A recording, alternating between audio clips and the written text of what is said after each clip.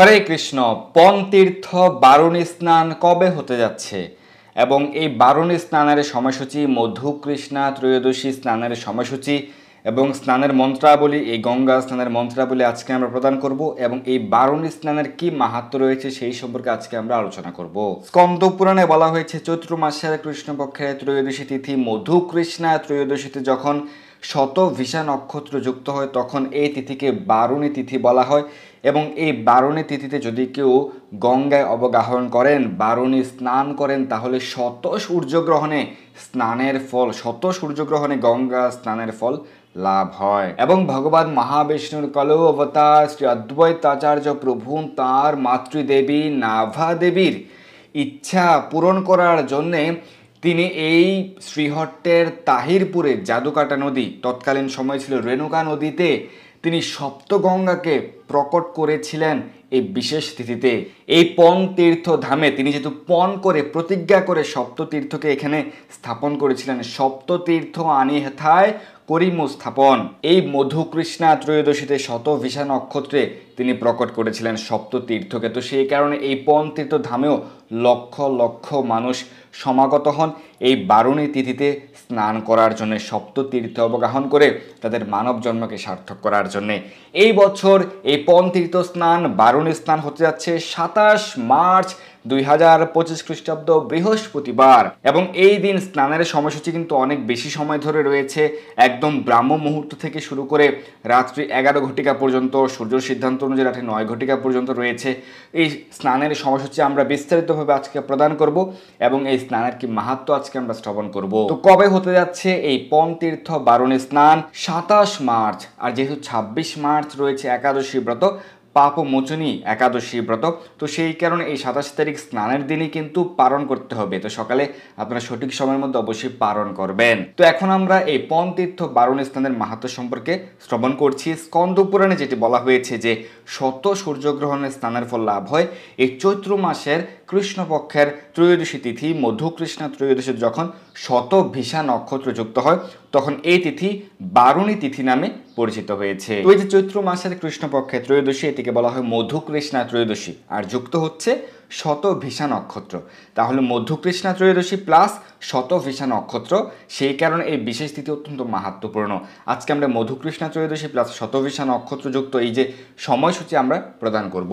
তো এই মধু কৃষ্ণা ত্রয়োদশীতে যখন শতভিষা নক্ষত্র যুক্ত হয় যে বারুণী তিথি, এই তিথিতে স্নান করলে শত সূর্যগ্রহণ স্নানের ফল লাভ হয়, যেটি স্কন্দ পুরাণে উল্লেখ রয়েছে। বারুণেন সমায়ুক্তা মধু কৃষ্ণা ত্রয়োদশী গঙ্গায়াম ইয়দিলাভ্যেত সূর্যগ্রহ শতহিষমা।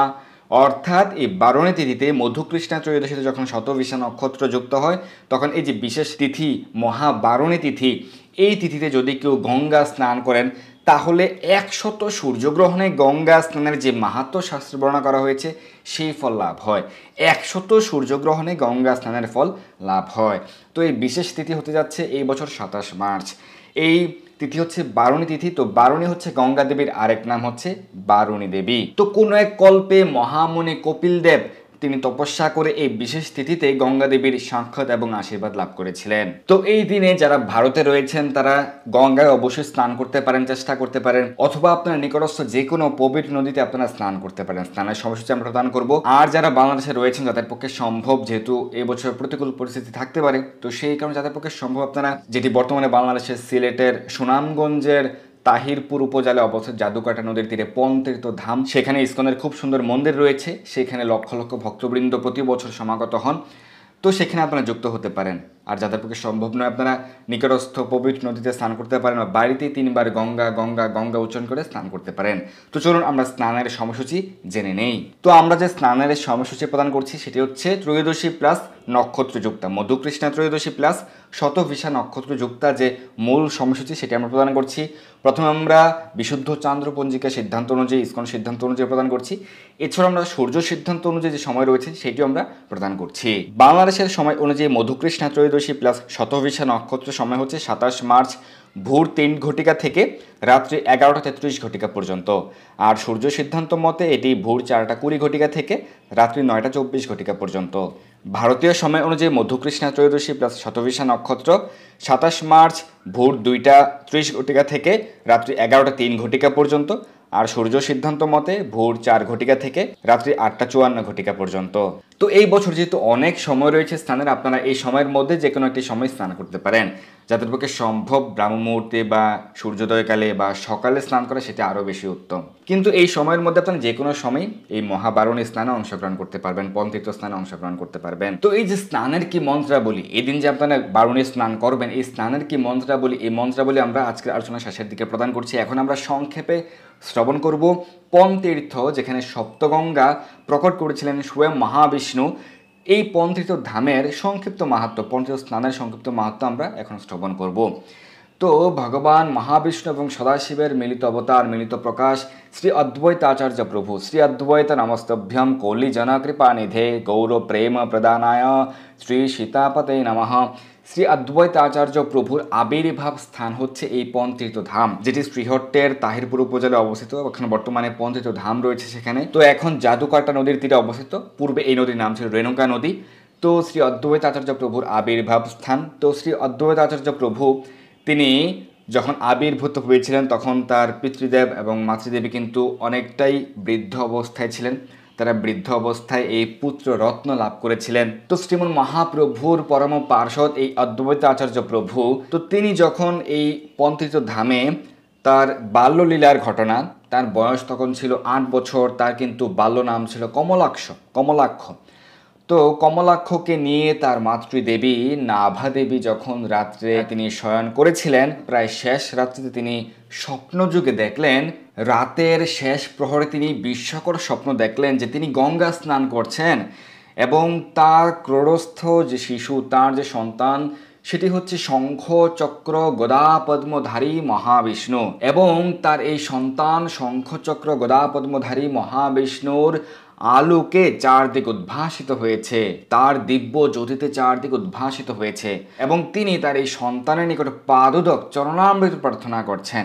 কিন্তু এটি কি করে সম্ভব? একজন মা তার সন্তানের চরণামৃত কিভাবে গ্রহণ করতে পারে? যদিও তিনি দেখলেন যে তার পুত্র হচ্ছে দিব্য কান্তি বিশিষ্ট সচ্চিদ আনন্দময় শঙ্খ চক্র গদা পদ্মধারী স্বয়ং মহাবিষ্ণু, কিন্তু তিনি যে পাদুদক প্রার্থনা করছেন, তখন তার মনে এলো যে সন্তানের নিকট তার মা কিভাবে পাদুদক চরণামৃত প্রার্থনা করতে পারে। এবং তখন তিনি হঠাৎ করে জাগ্রত হলেন এবং তার পুত্র কমলাক্ষ অর্থাৎ অদ্বৈত আচার্য প্রভু তিনিও জাগ্রত হলেন। তখন তিনি বললেন যে মা, কি হয়েছে আপনার? আপনাকে দেখে কেন যেন বিচলিত বলে মনে হচ্ছে, আপনি কি কোনো কারণে উদ্বিগ্ন? তখন তার মাতৃদেবী নাভাদেবী সমগ্র এই যে বৃত্তান্ত তিনি স্বপ্নযুগে যা দর্শন করেছিলেন সমস্ত বৃত্তান্ত তিনি তার পুত্রের নিকট তিনি বললেন। তখন তিনি তো স্বয়ং মহাবিষ্ণু, তিনি সব কিছু জানেন, তিনি অন্তর্যামী। তিনি বলেন, হে মাতৃদেবী, আপনার যেহেতু পূর্বকালে ইচ্ছা ছিল যে আপনি গঙ্গায় গিয়ে গঙ্গা স্নান করবেন, কিন্তু আপনার পক্ষে যেটি সম্ভবপর হয়নি। আর এখন যেহেতু আপনার বৃদ্ধকাল, এই অবস্থায় আপনি সুদূর গঙ্গায় আপনি যেতে পারবেন না। কিন্তু এই যে রেণুকা নদী, তৎকালীন সময়ের নাম ছিল রেণুকা নদী, আর এখন নাম হচ্ছে, বর্তমান সময়ে নাম হচ্ছে জাদুকাটা নদী। তিনি বলছিলেন যে হে মাতৃজননী, হে মা, আমি সপ্তগঙ্গাকে এখানে এনে প্রকট করব এই বিশেষ তিথিতে। তখন তিনি পণ করলেন, প্রতিজ্ঞা করলেন যে সপ্ততীর্থ আনি হেথায় করিম স্থাপন। আমি গঙ্গা, যমুনা, গোদাবরী, সরস্বতী, নর্মদা, সিন্ধু, কাবেরী, এই যে সপ্তগঙ্গাকে আমি এখানে এনে প্রকট করব হে মাতৃদেবী, আপনি এখানে স্নান সম্পন্ন করতে পারবেন। এবং তিনি এই বিশেষ তিথিতে, এই চৈত্র মাসের কৃষ্ণপক্ষের ত্রয়োদশী তিথি মধুকৃষ্ণা ত্রয়োদশীতে যখন শতভিষা নক্ষত্র যুক্ত হয়, এই বিশেষ মহাবারণী তিথিতে তিনি সপ্তগঙ্গাকে তিনি প্রকট করেছিলেন। তিনি এই সপ্তগঙ্গা সপ্ততীর্থকে উদাত্ত আহ্বান করে, তিনি যেহেতু মহাবিষ্ণু, তার আহ্বানে সাড়া দিয়ে সপ্তগঙ্গা এই রেণুকা নদীতে প্রকটিত হয়েছিলেন।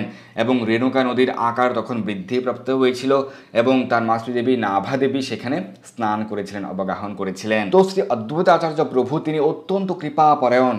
তিনি শুধুমাত্র তার মায়ের জন্যই নয়, তিনি সমগ্র জগৎবাসীকে উদ্ধার করার জন্য, সমগ্র জগৎবাসীর মঙ্গলের জন্য, কল্যাণের জন্য তিনি যেরকমভাবে প্রার্থনা করে, হুঙ্কার প্রদান করে শ্রীমন মহাপ্রভুকে খুব দ্রুত তিনি নিয়ে এসেছেন সকলের মাঝে কৃষ্ণ প্রেম বিতরণ করার জন্য, সেরকমভাবে তিনি সমগ্র এ পৃথিবীর মঙ্গলের জন্য তিনি এই সপ্তগঙ্গাকে আহ্বান জানালেন, তাদেরকে প্রতিজ্ঞা করালেন যে যতদিন এই পৃথিবী থাকবে ততদিন যেন এই বিশেষ তিথিতে, মহাবারণী তিথিতে তারা যেন এই রেণুকা নদীতে, এই পঞ্চতীর্থ ধামে তারা যেন এসে সমাগত হয়, এই বিশেষ তিথিতে তারা যেন প্রকটিত হয় এবং যেন লক্ষ লক্ষ মানুষ অবগাহন করে গঙ্গা স্নান করার মাধ্যমে সপ্ততীর্থে স্নান করার মাধ্যমে তাদের মানব জন্মকে সার্থক করতে পারে, তারা যেন সকলেই সকল পাপ থেকে মুক্ত হতে পারে এবং কৃষ্ণ প্রেম লাভ করতে পারে এবং ভক্তদের সকল মনের আকাঙ্ক্ষা পূরণ হবে।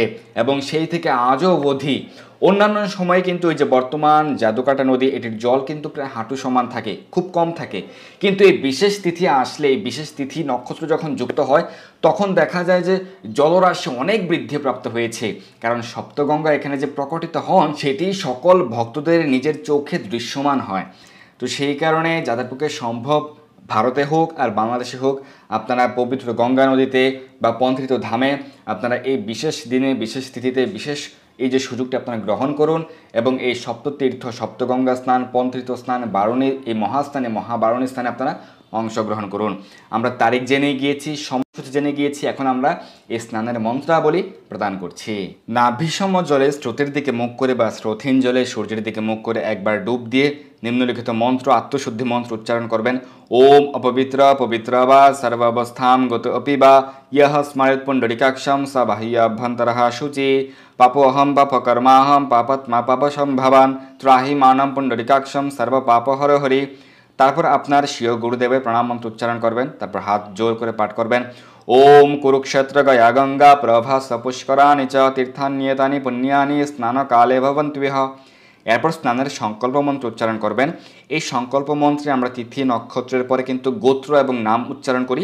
আমি এখানে আমার গোত্র এবং আমার নাম অচ্যুত গোত্র শ্রীমান গোপাল দাস উচ্চারণ করছি, আপনি আপনার গোত্র এবং আপনার নাম উচ্চারণ করবেন। এই স্নানের সংকল্প মন্ত্র হচ্ছে ওম বিষ্ণু রোম তৎসৎ অদ্য চৈত্রে মাসি কৃষ্ণে পক্ষে শতভিষা নক্ষত্রযুক্ত ত্রয়োদশ্য তিথৌ অচ্যুত গোত্রস্য শ্রীমান গোপাল দাস শ্রীকৃষ্ণ প্রীতি কাম শ্রী গঙ্গা দেবী প্রীত্যর্থে শত সূর্য গ্রহণ কালীন গঙ্গা স্নানজন্য ফলসম ফলপ্রাপ্তি কাম গঙ্গায়াম স্নানমহম করিষ্যে। যারা পন্তীর্থ ধামে স্নান করবেন তারা ফলপ্রাপ্তি কামের পরে পন্তীর্থ স্নানম অহম করিষ্যে বা পন্তীর্থ সপ্ততীর্থ স্নানম অহম করিষ্যে উচ্চারণ করতে পারেন। ওম সদ্যপাতক সংহন্ত্রী সদ্য দুঃখ বিনাশিনী সুখদা মোক্ষদা গঙ্গা গঙ্গৈব পরমাগতি নমস্তে দেব দেবেশী গঙ্গে ত্রিপথসগামিনী ত্রিলোচনে শ্বেত রূপে ব্রহ্মা বিষ্ণু শিবার্চিতে। গঙ্গা নাম কীর্তনে আপনি গঙ্গার আগমন প্রার্থনা করবেন। নন্দিনীতি চ তে নাম বেদে সুনলিনীতি চ দক্ষ পৃথ্বী বিরদ গঙ্গা বিশ্বকায়া শিবামৃতা বিদ্যাধরী মহাদেবী তথা লোকপ্রসাদিনী ক্ষমং করি জাহ্নবী চ শান্ত শান্তি প্রদায়িনী এতানি পুণ্য নামানি স্নানকালে প্রকীর্তয়েৎ।